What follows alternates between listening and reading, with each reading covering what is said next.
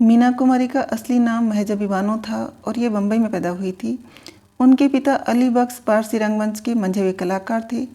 उन्होंने ईद का चांद फिल्म में संगीतकार का भी काम किया था। उनकी माँ प्रभावती देवी, बाद में इकबाल बानो नाम था इनका, एक मशहूर नृत्यांगना और अदाकारा थी। मीना कुमारी की बड़ी बहन खुर्शीद बानो भी फिल्म अभिनेत्री थी, जो आज़ादी के बाद पाकिस्तान चली गई। कहा जाता है दरिद्रता से ग्रस्त उनके पिता अली बख्श उन्हें पैदा होते ही अनाथ आश्रम में छोड़ आए थे, क्योंकि उन्हें डॉक्टर श्रीमान गड्ढे को उनकी फीस देने में असमर्थ थे।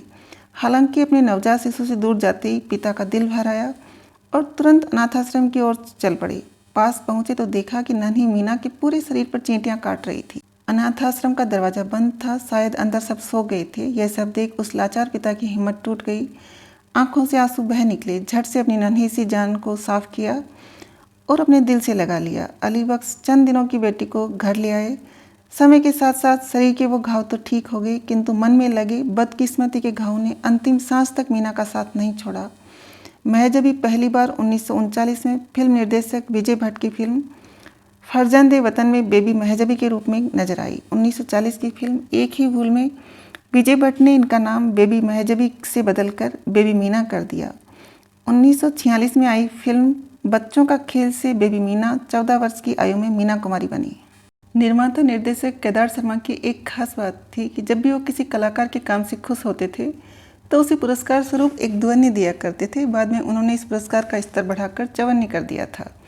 फिल्म चित्रलेखा की शूटिंग के दौरान मीना कुमारी ने केदार शर्मा से कहा, शर्मा जी, मेरे पास आपकी दुअन्नी और चवन्नियों की बहुत भीड़ इकट्ठी हो गई है, आप अपना रेट बढ़ा दीजिए।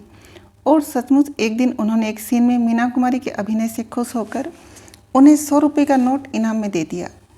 मीना कुमारी की पूरी जिंदगी सिनेमा के पर्दे पर भारतीय औरत की ट्रेजेडी को उतारते हुए गुजरी। यहाँ तक कि उन्हें अपनी खुद की निजी ट्रेजेडी के बारे में सोचने का वक्त ही नहीं मिला। लेकिन यह कहना कि मीना कुमारी के अभिनय में ट्रेजेडी के अलावा और कोई सैड ही नहीं था, तो ये शायद उनके साथ बेइंसाफी होगी। फिल्म परिणीता की शांत बंगाली अलहड़ नव यौवना को लें, या बेजू बावरा की चंचल हसीन प्रेमिका को लें, या फिर साहब बीवी और गुलाम की सामंती अत्याचार झेलने वाली बहू हो, या पाकिजा की साहिब जान, सभी ने भारतीय जनमानस के दिल पर अमिट छाप छोड़ी है। 1 अगस्त 1932 को जन्मी मीना कुमारी एक अभिनेत्री के रूप में 32 सालों तक भारतीय सिनेमा जगत पर छाई रहीं। बेहद भावुक और सदा दूसरों की मदद करने को तत्पर मीना कुमारी की जिंदगी दूसरों को सुख बांटते और दूसरों के दुख बटोरते हुए बीती थी। कमाल अमरोही के बेटे ताजदार अमरोही बताते हैं कि मीना कुमारी को कभी खूबसूरत चेहरे के तौर पर लोगों ने नहीं एड्रेस किया। जैसा कि मधुबाला को कहा गया Venus of the Indian screen, Nargis के लिए भी लोगों ने कहा first lady of the Indian screen. Meena को खिताब मिला ट्रेजेडी क्वीन का और उन्होंने ट्रेजेडी को अपना ओढ़ना बिछौना बना लिया। लोगों ने समझा कि वे जैसे किरदार फिल्मों में कर रही है, असल ज़िंदगी में भी वो यही भूमिका निभा रही है। दिलचस्प बात यह थी कि लोगों के साथ साथ खुद उन्होंने भी ऐसा ही समझना शुरू कर दिया था। 1949 में जब मीना कुमारी पहली बार कमाल अमरोही से मिली, उस समय वो शादीशुदा थे।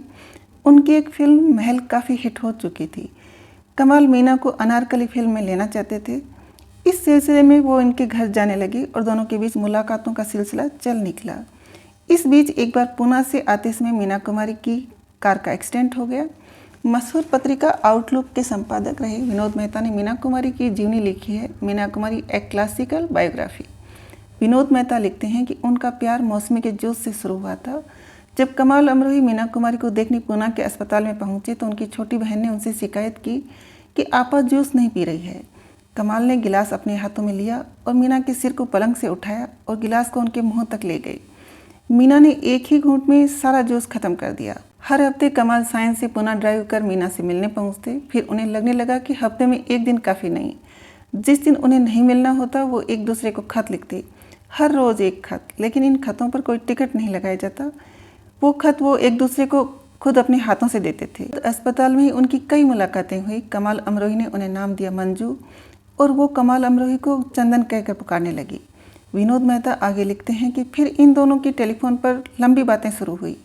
अमरोही ठीक 11:30 बजे रात को मीना कुमारी को फ़ोन लगाते और सुबह 5 बजे दोनों अपने रिसीवर फ़ोन पर रखते। रात में इतनी देर तक बातें करने की वजह से ही शायद मीना कुमारी और कमाल अमरोही दोनों को रात में नींद न आने की बीमारी लग गई थी।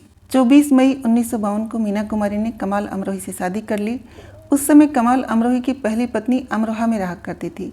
जब गर्मियों की छुट्टियां हुई तो उन्होंने अपने बेटे ताजदार को अपनी सौतेली माँ यानी मीना कुमारी से मिलने बम्बई भेजा। जब वो वहां पहुंचे तो कमाल अमरोही की तबीयत नासाज थी, उन्हें बुखार चढ़ा हुआ था। ताजदार अमरोही याद करते हैं, सफ़ेद साड़ी पहने हुए छोटी अम्मा बाबा के सिरहाने बैठी हुई थी। उनके माथे पर ईडो कॉलन से भीगी पट्टियाँ लगा रही थी। एक खादिमा बाबा के पैरों की मालिश कर रही थी। मैं हैरान परेशान खड़ा था कि मैं कहाँ जाऊँ।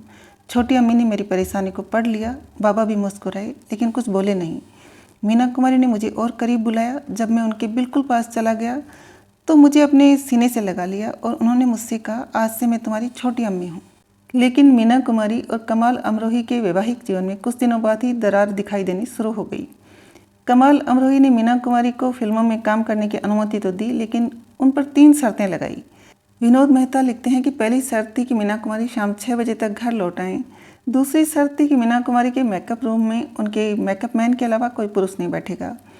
और उनकी आखिरी शर्त थी कि मीना कुमारी हमेशा अपनी ही कार में बैठेंगी, जो उन्हें स्टूडियो लेकर जाएंगी और फिर वापस घर लाएगी। लेकिन जिस दिन मीना कुमारी ने इन शर्तों पर दस्तखत किए, उसी दिन से उन्होंने उन्हें तोड़ना शुरू कर दिया।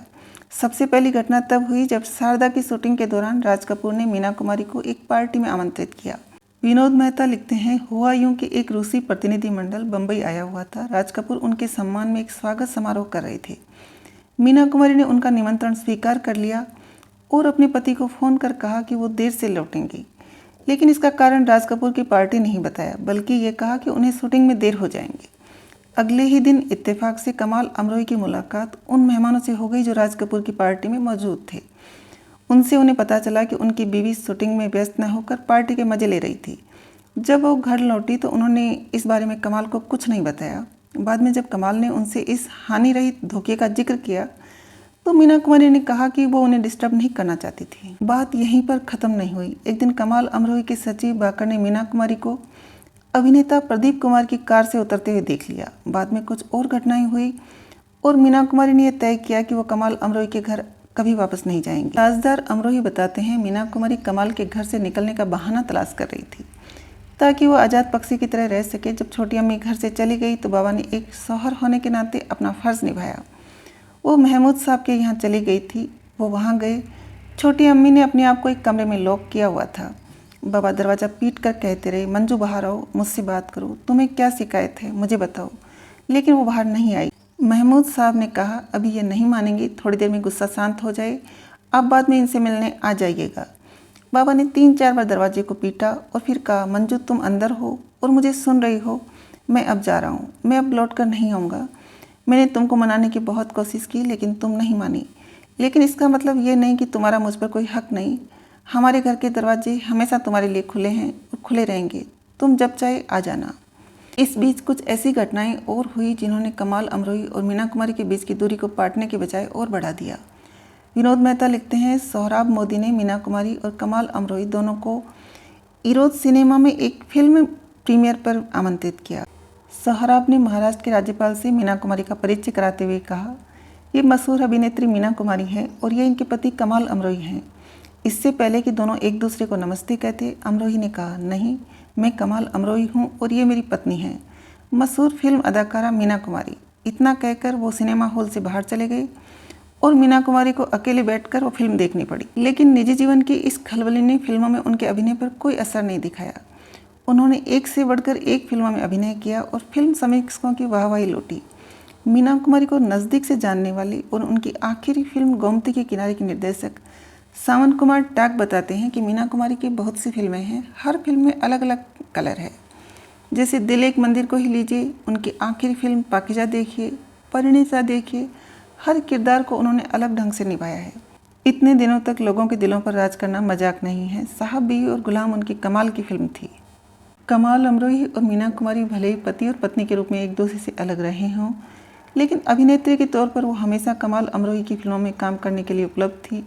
यही वजह है कि अमरोही से 5 सालों तक अलग रहने के बावजूद उन्होंने फिल्म पाकीज़ा की शूटिंग पूरी करने का फैसला किया। ताजदार अमरोही बताते हैं कि जिस तरह से शाहजहां ने ताजमहल बनाकर मुमताज़ महल को हमेशा हमेशा के लिए अमर कर दिया, वैसे ही कमाल अमरोही ने पाकीज़ा बनाकर मीना कुमारी के लिए ताजमहल खड़ा किया और उनको अमर कर दिया। जब जब भारतीय फिल्मों का इतिहास लिखा जाएगा पाकीज़ा का जिक्र ज़रूर होगा। इस फिल्म में योगदान राजकुमार साहब का भी है, अशोक कुमार का भी है और नादिरा का भी है, लेकिन 3 नाम हमेशा जिंदा रहेंगे, मीना कुमारी, कमाल अमरोही और पाकीज़ा।